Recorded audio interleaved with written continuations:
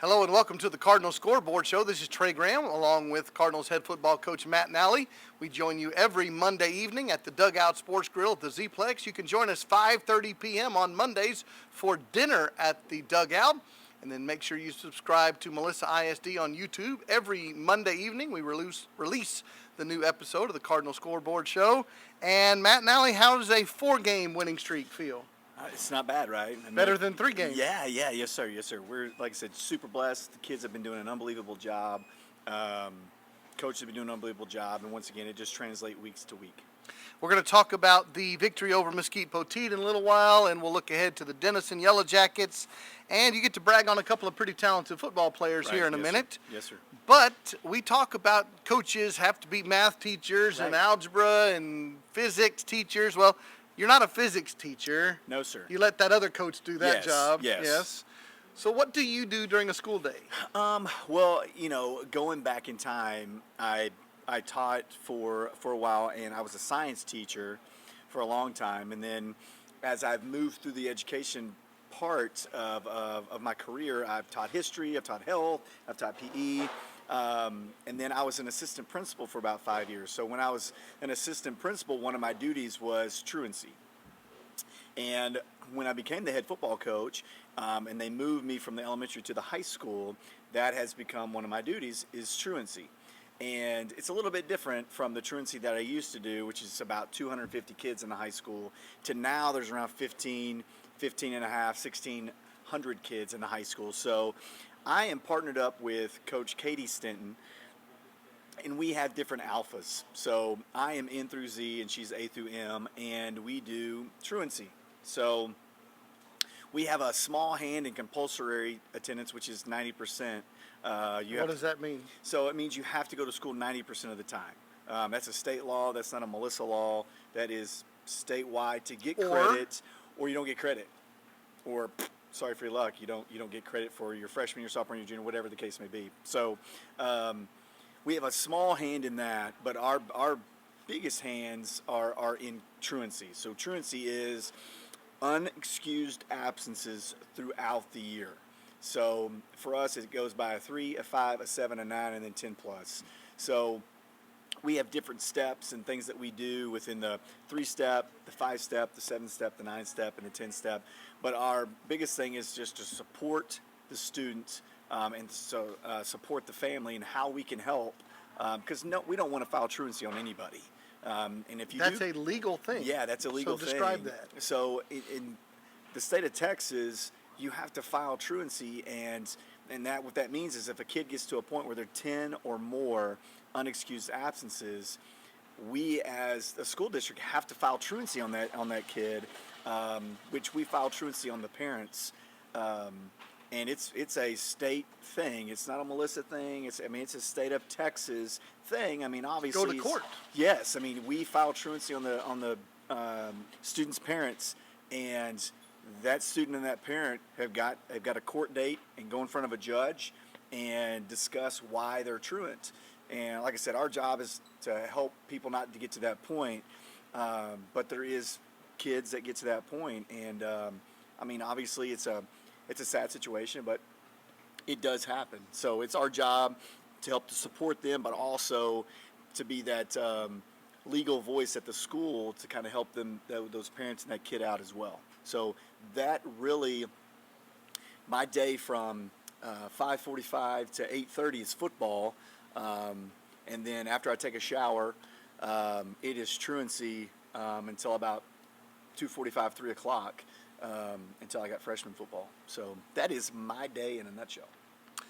Now, when you go to the games on Fridays, or Thursdays as the case may be, we see those famous speeches, Vince Lombardi speeches and all those things, and the Friday Night Lights TV show and all those things.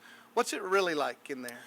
So once again, going back to some previous things that I've said, so I'm always interested in practice. Well, I'm also extremely interested in pregame and post-practice and pre-practice, and those things really just intrigue me, like how can we do these things better?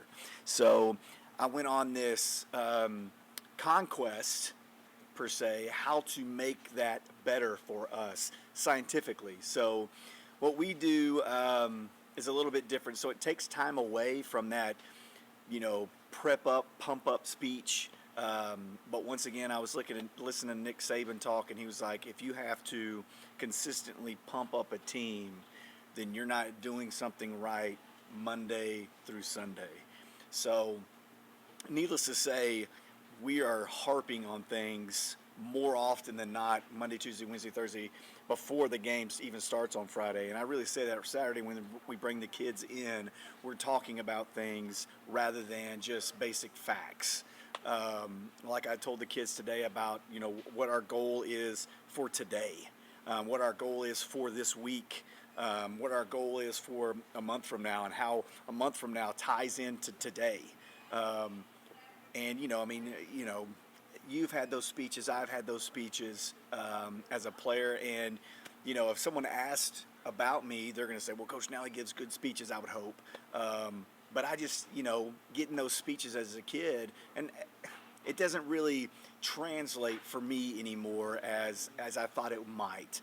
And I think about things I would say and whatnot. Like I have a card that has all types of situations and offensive schemes and defensive schemes that I carry with me during the game. Well, on the back of the card, it says pregame, and then it says postgame, and I remember about what I'm going to say, and I never change the pregame.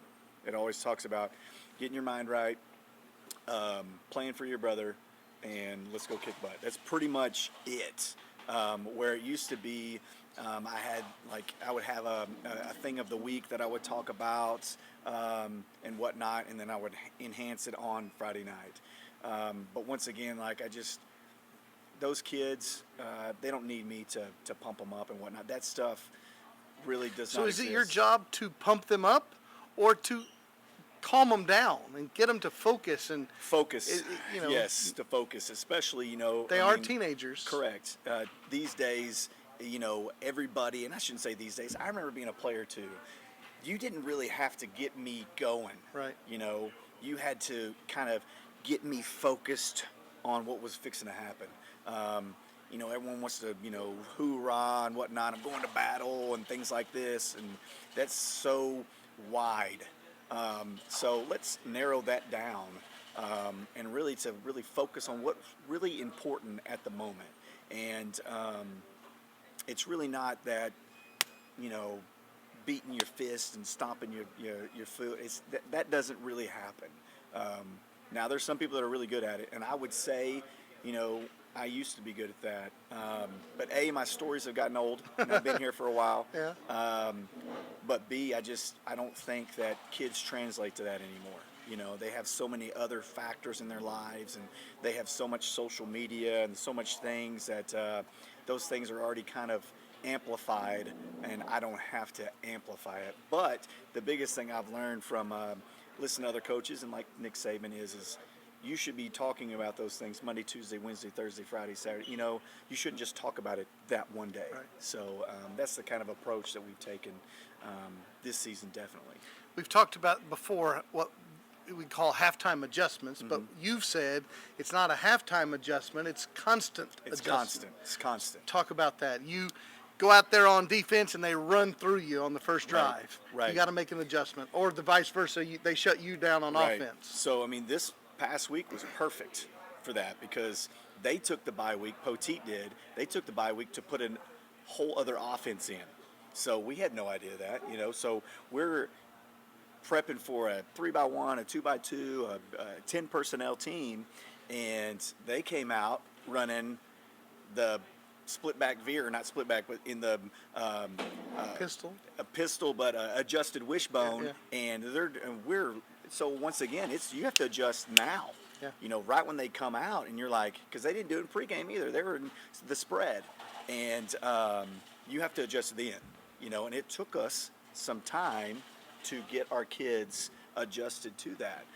But it's the same thing on offense. Is they show a straight odd front the entire season, and then they're in an even front, and you're like, holy cow, you have to adjust. But the thing about us, what we do defensively, our rules are our rules. It doesn't matter what type of surface you give us or whatever, but still plays are different. When you're working an inside zone play and they're coming out running the triple option, that's different than just lining up. And the same thing when it comes to the offensive side of it, you're working an odd. Now we work odd, even, we work all the exotics that you can think of, and my offensive staff does a great job, but it's the playing part of it too. So you're constantly having to adjust on what's going on. So when you go to halftime, it's more or less those adjustments that you've made, let's tweak them even more and make it more finite than just, this broad, hey, make sure you squeeze here or whatever the case may be. Is it a personnel change too? We weren't planning to throw to this guy that much or run this guy, but now we're going to use him? It can be, yes. Obviously, it can be. And the thing is in this straight up and talking about offense on that Poteet, Poteet was a 2-high team. Well, they said, we're not going to do that. We're going to get into 1-high look. And so that means the safety, the defensive backs. So that hurt us in our whole game plan that we had, especially in our passing game.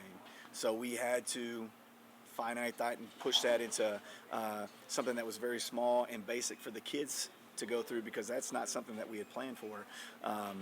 And then that's why Nathan Adejokin ran for what Nathan Adejokin did and whatnot. And that's, once again, that's adjusting on the fly and not getting to halftime, because most of the time when you get to halftime, the adjustment that you're thinking about is how are they going to adjust coming out. Right. Because that first possession, it doesn't matter if you're on offense or defense, it's such an important possession for the game.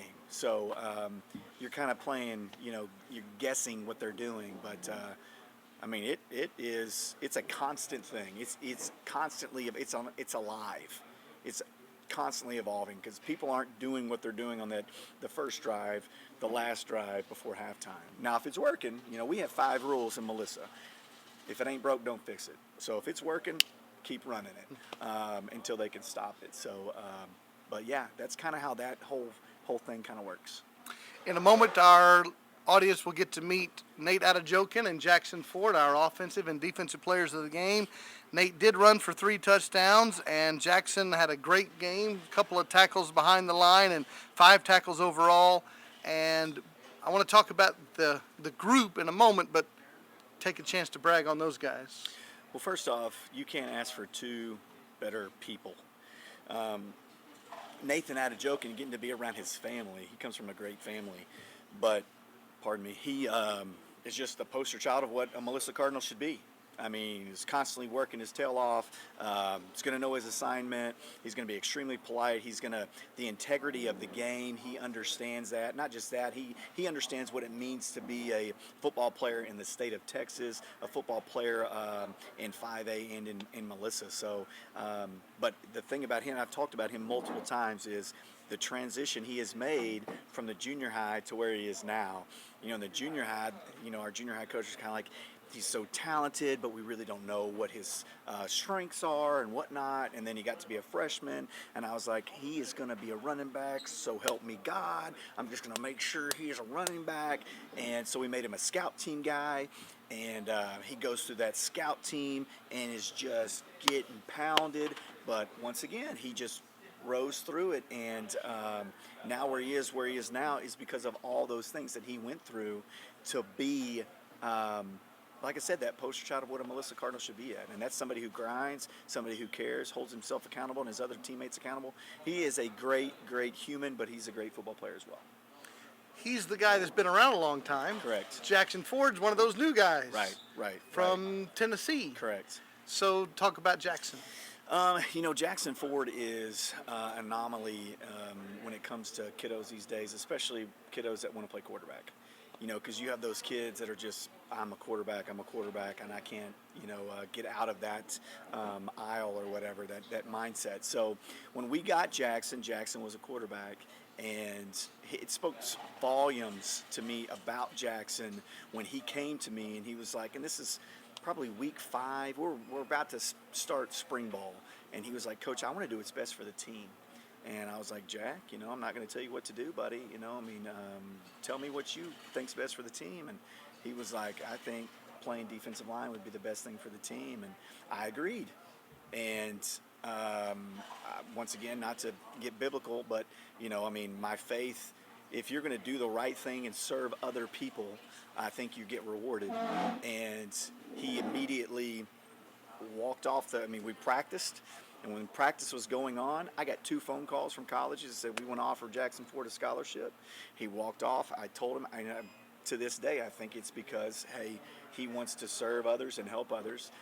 But as an athlete and a football player, you can't ask for a better athlete and football player. He's very physical, especially it's strange when you transition from quarterback to defensive line, and you can be. They never asked me to do that. Me neither. Me neither. Yeah. And to be that physical and to be that technically sound is just amazing. It talks about just him as a player in his sacrifice and drive to work. So he's a great kid, an unbelievable person, will grow up to be a great man.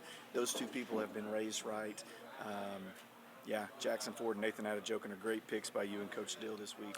And I wanted to bring out the fact for our audience, both of them are juniors. Correct. But a lot of your leaders are juniors. Right. Quarterback Trevor Ham, defensive end Nigel Smith, wide receiver Lincoln Dunn, wide receiver Carson Maynard. By the way, we're going to show you a little video from Carson Maynard's game this past week.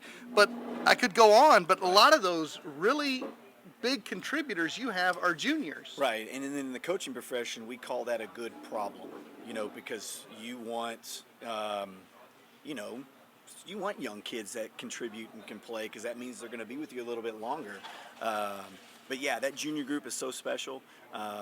And my senior group and junior group tie together so well.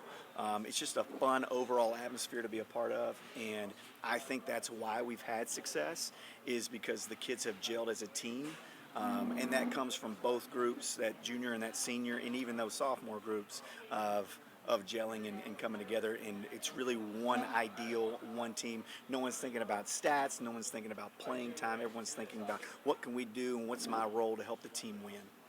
So does the great leadership and production from the juniors this year tell the Cardinal fans they should really be excited about next year? I think that's a really good precursor. I think that's something that if I was a fan, I would be like, I can't wait. Can't wait to see what happens this season, but also can't wait to see what happens next season.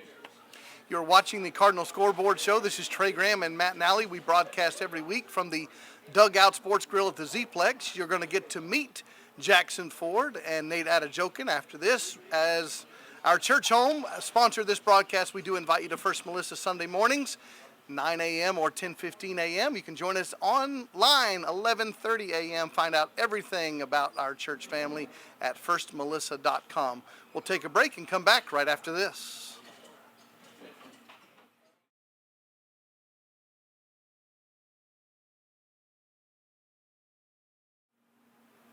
Welcome back to the Cardinal Scoreboard Show. We join you every Monday from the Dugout Sports Grill at the Z-Plex. This is Trey Graham, and you get to meet our offensive and defensive players of the game for the big victory over Mesquite Poteet.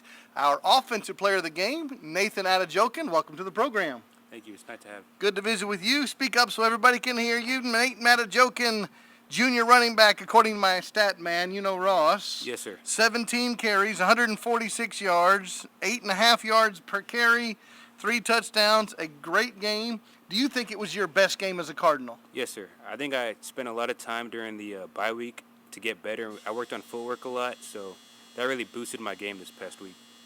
So talk about, here's what you're supposed to do as a running back. You're supposed to give all the credit to the offensive linemen, right? Yeah. So talk about them. I say that, they've been doing their job for the past few weeks, so it wasn't really anything different, but we were able to get a lot of movement on them this past game, which really helped the run game. And what's your favorite play? Anything like mid-zone, inside zone, I like those a lot just because I have a puller.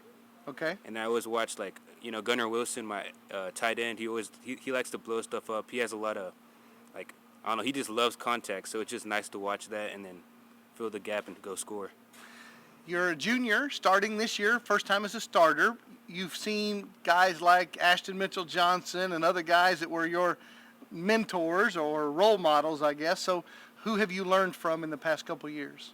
I'd say it was mainly Ashton because my freshman year it was really just me trying to get a feel for high school. But last year when I was under Ashton as just a second string, he taught me a lot about the run game and a lot of how to read defenses or go past the second level, and that's what I work on now because of what he taught me. And he still texts me to this day. Really? Yeah. What's he doing right now? He's at Texas Wesley playing running back, Good. moving up the strings. Good, good.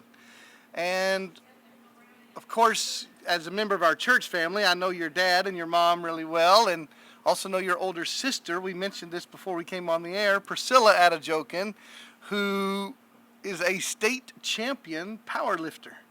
Yes, sir. So, talk about what she's doing right now. She went to Rice, correct? No, sir. So she ended up going to the U of H. And University of Houston, okay. Yes, sir. And she spent about 5 years there getting her master's. So she just got her master's degree, but they're giving her an extra year of like to be able to throw more because she's Okay. doing track right now. So Shot put, yes, correct? sir. Yes, Good. sir. And like hammer throw, but she already has her master's degree and she's just trying to find a job, and she's still doing like athletics to keep up. And while she is a state champion on the powerlifting team as a Melissa Cardinal, you were a part of the state champion 4x100 team. Yes, sir. We talk about that a lot on the broadcast. Lincoln Dunn, you, and Jacob Fields and Clark Packard, the four of you. And so talk about what a great experience that was back in the spring. That was really good because it was my first time going to state for like anything, especially like track. And Except to watch your sister. Yeah, well. Okay. and we plan on going back again this year because the same guys, just faster and stronger. So And what's it like now being a starter, being a leader on the team? it was a big role to fill. I wasn't really used to like speaking out and leading by example, but now that's my job for like the underclassmen and everybody that's looking up to me. What's your favorite class in school? I'd say probably like BIM, just because I like business and like management and all that stuff. That's what I'm trying to. Business information management? Yeah, BIM? that's what I'm trying to aim for college at least, because I want to own my own business or something. Okay. Who's the teacher of that class? It's one of my coaches, just Coach Bobbitt. Okay. Yes, sir. All right. And you're involved in the recruiting process already. You've got one Division I football offer already. Yes, sir. UT San Antonio. Yes, sir. How's the recruiting process been? I'd say it's been pretty good. I think a lot of recruiters are waiting for me to really like show out my junior year, which is what I'm doing. And after that, that's when they're all going to start rolling in. But for San Antonio, they're a really nice school, and I really like them so far. And you know the coach is Coach Traylor, Yes, sir. formerly the Gilmer High School coach. Yes, sir. So coached against the Melissa Cardinals. Yeah. Yeah. Now he's the UTSA coach. What is your thought on recruiting? Is it fun? Is it a hassle? What do you think? It's fun. You get to go to different schools and talk to different people, and when you go on like visits, you get to see what like college athletes look like and what you could potentially be doing when you're like a grown man. You can see the people that are about to go to the NFL. It's a good way to chase dreams. That's what I think of it as. Talk about your coaches. Excuse Okay. me. Coaches who are your role models, your teachers. Talk about what, like Coach Russell, Coach Nally. Talk about them. Coach Russell, he teaches me how to be tough. He can get on you, but at the end of the day, they all still love me and stuff. Coach Nally, he's a really good leader for us. I think he represents what a Melissa Cardinal should be, and he does that very well. And as for like my running back coaches, they just get me better every day. Coach Paris and Coach Phelps, they just continue to rise me up so I can be the best version of myself. And that's like the same with all the assistant coaches we have. Like all of them still help me even though they don't coach me, which I respect that a lot. 4-2, 3-0 in the district. What's the team goal for this year? Well, the first two games that we lost, I think that was just like we were trying to feel out what everything would like be like for the season. But I think for the rest of the season we're good. Like we're not losing anything else because those first two teams were like the hardest. We played Argyle, defending state 2020 champs. Then was it China Springs? Right. 4D1 defending state champs. Like we're playing hard people just so we can have that experience. So the people in 5A that we're playing against aren't like anything too much for us. Good. And as a member of our church family, as I've already mentioned, your dad and your mom, great people. So I'm a fan of the Adejokin family. Yes, sir. Congratulations on being the offensive player of the game for the victory over the Poteet Pirates. Yes, sir. You just got to meet Nate Adejokin. We'll take a break and you'll get to meet Jackson Ford, our defensive player of the game, right after this. Immediately to the line, first and goal from the 1. Ham has Adejokin back in the game at the running back spot. And Gunnar Wilson right there to be a lead blocker for Adejokin, who pushes the pile, drags the tackler across the goal line. Touchdown, Cardinals. They have 2 touchdowns tonight, both on runs by Nate Adejokin. Yeah, Nate showed good leg strength there as he was hit at the 2-yard line and had the strength to push the pile into the end zone. First down from the 49, and Trevor Ham takes the shotgun, gives it to Nate Adejokin, who's playing a great game so far. He'll take it down to the 33-yard line, pickup of 16, and a quick first down, and Nate Adejokin's approaching 100 yards here in the early second quarter. 2 receivers right, 1 left, and they'll give it to Adejokin, and he just went over the century mark. He'll pick up 5 on that carry. That gives him 101 on the night with 2 touchdowns. 3rd and 5 from the 11-yard line. Ball's on the right hash, trips left in a bunch on the left hash. Ball's on the right hash. Adejokin next to him, and he will get the handoff and get a first down and spin out of the tackle and go in for his 3rd touchdown of the night. Nate Adejokin to the house. Touchdown, Cardinals. Jake Brown with a great block to free up here on the edge for Nate, and then Nate did the rest. That good spin move to get himself in the end zone. Pintor on for another PAT. And Coach, Mr. Adejokin's going to try to win the Offensive Player of the Game here. Pintor is up, and kick is good. Cardinals lead 28-10. It's only the second quarter. It's not time for you to make a decision yet. No, sir. But I know you've been itching to talk to Nathan, so you might get the opportunity this week. 3 touchdowns, 112 yards in a quarter and a half. Here's a replay. Right here, he makes a spin out of this tackle and goes in, keeps his feet alive. Touchdown, Cardinals. Touchdown, Nate Adejokin. And Melissa leads 28-10. Welcome back to the Melissa Cardinals Network. This is the Cardinal Scoreboard Show. We broadcast every Monday at the Dugout Sports Grill at the Z-Plex. Make sure you subscribe to Melissa ISD on YouTube so you see every Monday evening when our new episodes are released. A moment ago, you met our Offensive Player of the Game from the victory over Poteet. That was running back Nate Adejokin. This is defensive end, junior Jackson Ford, our Defensive Player of the Game. Congratulations. Appreciate it. Thank you so much. Good to have you. My stat man says 5 tackles and 2 tackles for loss. Coach Deal, my partner on the broadcast, likes to say high motor. Yes, That's sir. coaching lingo. You know that, right? Yes, sir. What does that mean? I I try to give 100% effort in every single play. You know, Coach Kiefer has really done a good job, like just getting us good endurance just to go 100% every single play. So try to give it all out, do my job for my team. First year as a Melissa Cardinal. Yes, sir. Moved from Nashville, Tennessee. Yes, sir. So what's the difference in Tennessee high school football and Texas high school football? Oh, kids are a lot bigger, kids are a lot smarter, faster. The game's a lot faster. A lot more passing in Texas football. It was a lot of just smash mouth football. In Tennessee, just run.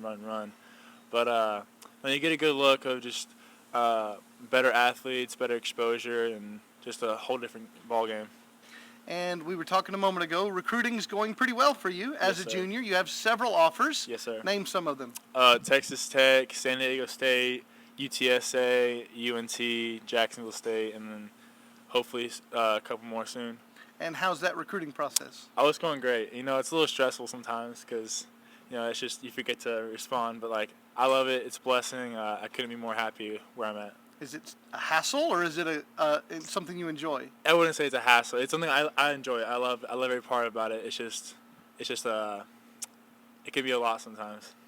And you don't have the kind of older players that, like Nate was talking about with Ashton Mitchell-Johnson, because you're new here. Right. Who's your mentor? Who's guiding you through the recruiting process? You know, I'd say Nigel Smith. He's Is he's been like my best He's friend. a junior also. Yes, sir. But he's got a few contacts from colleges. Oh, hasn't he? yeah, and he's just trying to get me just to embrace it, you know, and just love every part about it. All of the, just how to learn from the college experiences when I go on visits and stuff, and just what to take out of it, and how to just hold myself. So what's surprised you on your visits? Or what have you learned from doing them? So what I've learned is it's not easy. I mean, I think our program right now is setting us up pretty good to go into college football. But a lot of these programs are amazing programs. They take care of their kids, but they make sure they're going to work hard. What's your favorite class in school? Favorite class, English. Okay, why? I love writing. Yes, Good. sir. Who's the teacher? I have 2 English teachers, Okay. but my favorite one right now is definitely Miss Holly. Okay. Yes, sir. And what do you want to do? What do you want to study in college? In college, real estate, business, and Okay. then maybe kinesiology as well. All right. Yes, sir. And what's the experience being the new guy coming into a Melissa program? Oh, it's been great. You know, I feel like I've lived here my whole life. That's how great everyone's been treating me. You know, Coach Nally's an amazing coach. I mean, I take a bullet for him. He's done a great job making us feel like home and making us a brotherhood and a family. Coach Kiefer's done a great job just making me with the transfer from quarterback to D-line, and just everyone. All the coaches are great, and I love them all. And how did you become the official swinging gate guy back there receiving those snaps? I don't know, to be honest with you. I mean, I like to be physical when I get the ball in my hands. You know, I'm gonna make a play if I have the ball in my hands. But I don't know.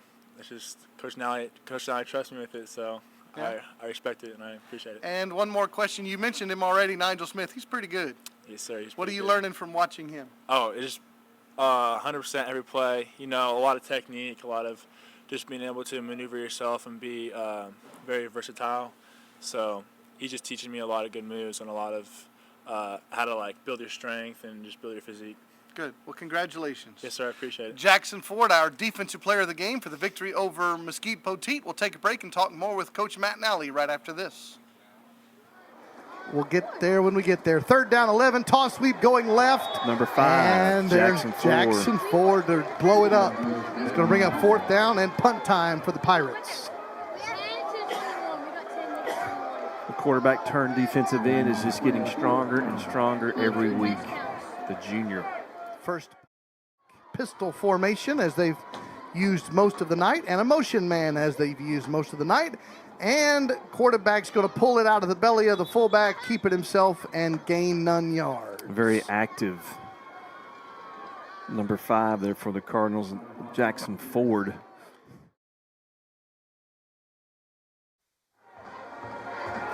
Welcome back as the second quarter begins. Trevor Ham throws it into the shotgun. A great grab by Carson Maynard. A highlight reel catch. Touchdown, Cardinals. We're getting used to that, Trey. It's a play like that a week for Carson. So just a tremendous job. Great patience in the pocket, too. Watch this Ham. one-handed grab, getting the foot in bounds. Carson Maynard's 8th touchdown catch of the season. Cardinals lead 20-10, and Aiden Pintor on for the PAT. And the guy who just made the catch is the holder, and the kick is up and good. Cardinals lead 21-10.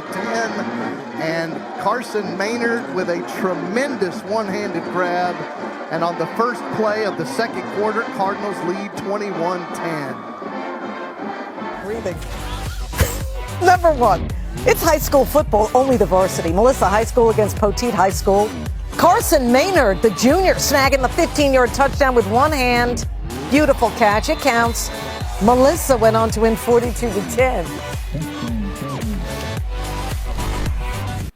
Welcome back to the Cardinal Scoreboard Show. This is Trey Graham with head coach Matt Nally of the Melissa Cardinals. We broadcast here from our great host, the Dugout Sports Grill. Come and join them for dinner all week long, especially on Monday nights.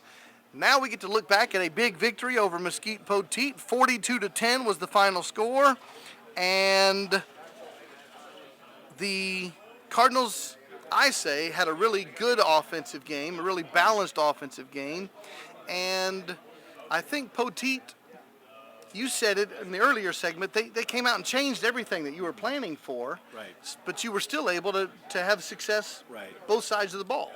You know, it goes back to, on the offensive side of the ball, it goes back to my offensive staff and how they have coached our kiddos. So, first off, Trevor Ham goes to the line of scrimmage. Every play call, he can do 3 or 4 things. So it speaks volumes of him that what he saw and the bubbles that he saw within the defense to continue to run the football. You know, I played quarterback, you play quarterback. It's real easy to say, hey, I'm going to throw it, you know.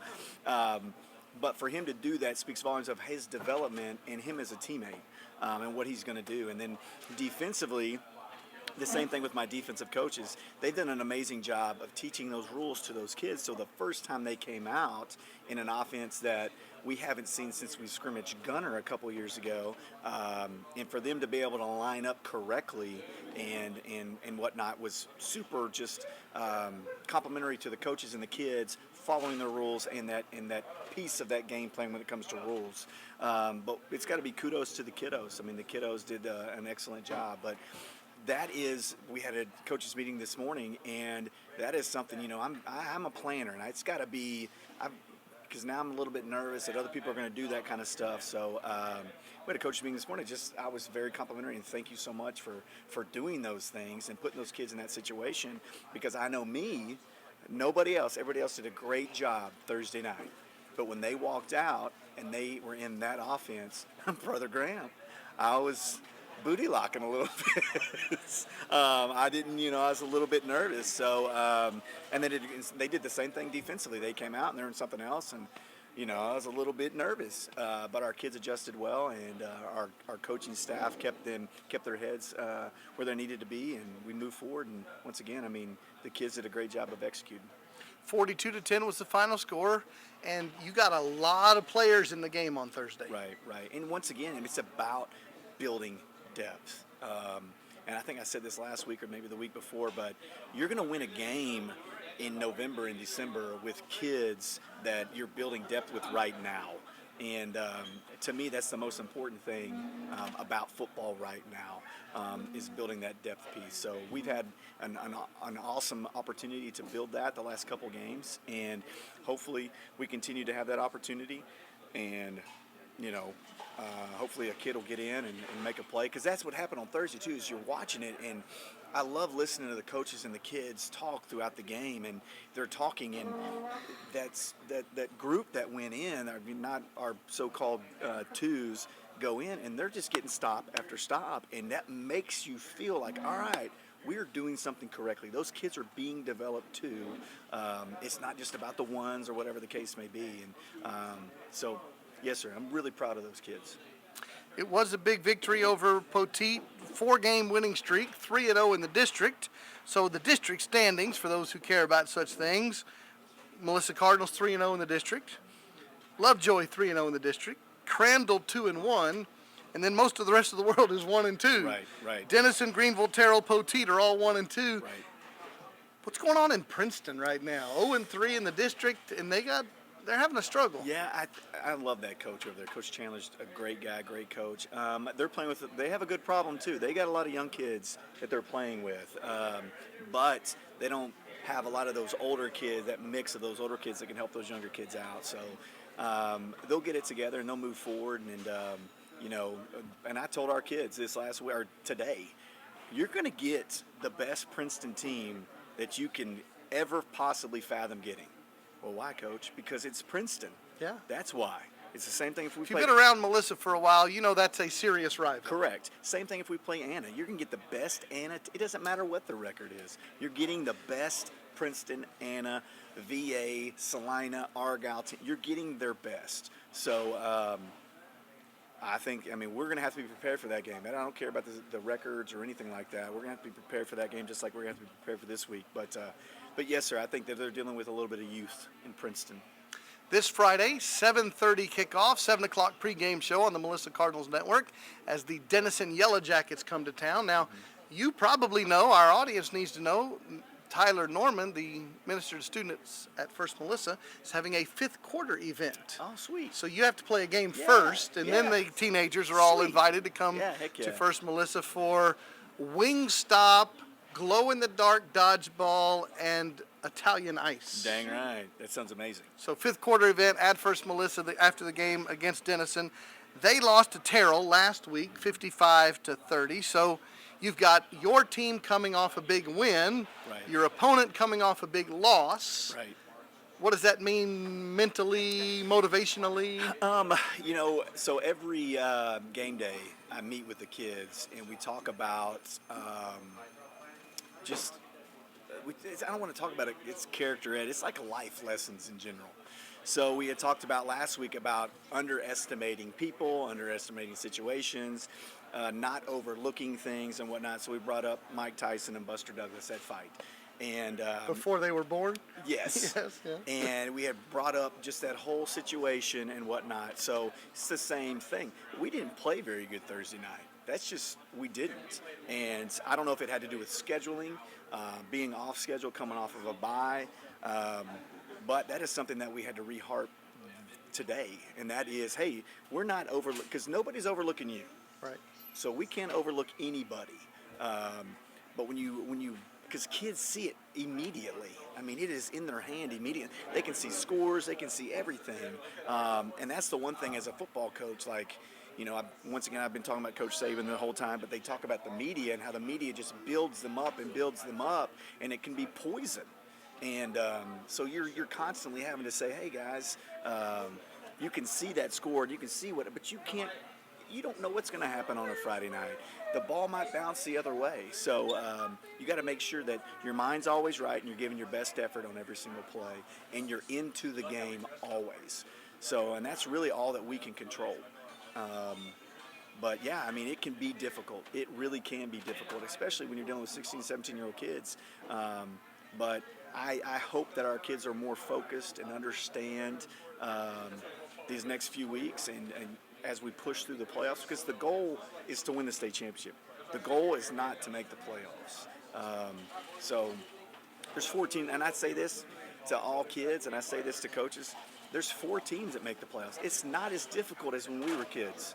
You know, you had to be a really great team to fight through district 4 play. teams per district is Right. what he means. Yeah. And you get to fight through it, you know. I mean, now, there's a lot of districts out there that are just 4 teams. Right. You know, so. Teams with losing records making the playoffs. Right. So it's about, the goal's got to be bigger than the district race. So, and I think that is something that you got to continuously tell yourself, I've got to get better. I've got to be my best. I've got to be my best. And it doesn't matter what the score is. And that's just in life in general. Like, people don't roll out of bed and be like, you know what, I'm going to be average today. You know, let's be our best always in the classroom, as a sibling, as a son. But one day when you're a father, or one day when you're a husband, be your best, because nobody wants someone not to be their best to them. So that's really been the hammering moment to the kiddos the last couple weeks. Talk about the Denison Yellow Jackets. Once again, they're dealing with a little bit of youth. They're dealing with some great issues. They're coached extremely well. I know their OC from a long time ago. He was a grad assistant at TCU, so I have that connection, so he's going to do a great job of calling the game with his kids that he's got. We have coaches on our staff that are really good friends with the defensive coordinator there, so they're doing a really good job with the kids that they have and preparing them for what we do. So I think it's going to be a good game. Hopefully, you know, it's a game where we can get a lot of kids in, but once again, it's about, can our kids push through and drive and execute, and can our coaches adjust while it's going? Because I'm nervous now, just because of the fact of what Poteet did. Is Denison Messed with your mind a little. Yes. Is Denison going to come out and do the same? You know, do some different things, and but they did a good job. Poteet did a good job of scheming us and whatnot. So it'll be a fun game. It's really cool to play Denison. Like, that's the thing about it. I've been telling everybody, like, man, guys, that's kind of neat. Like, it's Denison, you know, and it's not just, you know, and I hate to be this way, you're not playing people that we're normally used to playing, where you get to play Mesquite Poteet, and we went to that stadium, which was amazing. I thought, man, our kids, what an opportunity for our kids to be a part of this and get to walk in this thing, because that's normally a playoff stadium. Right. So, I mean, we get to play Denison. That is so cool. So I think it'll be a great game, and our kids will execute extremely well, and our coaches will do a great job of calling the game and whatnot. So I'm excited about it, but also a little nervous. And maybe if you watched our broadcast, you heard my famous stat of the week from this past Thursday night. 2021 snapshot, Poteet and Melissa, almost the same number. Poteet was a little bigger, okay, but if you take Melissa's growth this year, Right. about the same number. 2021 snapshot, Poteet was a little bit larger. 2019 snapshot, Poteet was double the size of Melissa High School. Right. Isn't that crazy? That's nuts. But it's once again, it's a good problem. You know, I mean, for me personally, I love the fact. You'd like a few more Jackson Yes, Fords yes, to move in? Yes, but it's such a great community, and it's such a great place to go to school and whatnot. So, I mean, and there's great people within the community. Like, I want as many people to move in to experience that as possible. So, but yeah, it's a good problem. Yeah. You've been watching the Cardinal Scoreboard Show here from the Dugout Sports Grill. Again, I, as the pastor, First Melissa, invite you to join us in our church home and join us here on Monday nights at the Dugout for dinner. This is going to be a good week of football. Back home for a change. 7:30 kickoff, 7 o'clock pregame show at Cardinal Stadium. Your Melissa Cardinals versus the Denison Yellow Jackets. Thanks to Jackson Ford and Nate Adejokin for being our guests. Thanks to Matt Nally as always. This is Trey Graham saying good night from the Z-Plex.